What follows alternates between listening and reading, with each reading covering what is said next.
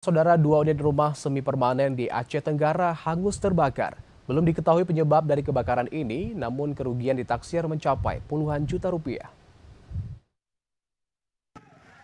Kebakaran yang menghanguskan dua unit rumah semi permanen terjadi di Desa Lawe, Penanggalan, Kecamatan Ketambe, Aceh Tenggara.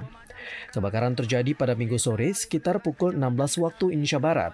Akibat kebakaran ini, dua unit rumah mengalami kerusakan parah. Kepala BPBD Aceh Tenggara M. Hasbi menyampaikan, dalam kebakaran ini pihak damkar mengerahkan 5 unit mobil pemadam kebakaran. BPBD dibantu warga serta pihak TNI Polri berjibaku memadamkan api yang berlangsung selama 2 jam hingga api dapat dipadamkan.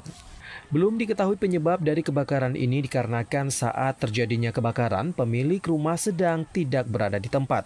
Sementara itu tidak ada korban jiwa dalam peristiwa ini, namun kerugian ditaksir mencapai puluhan juta rupiah.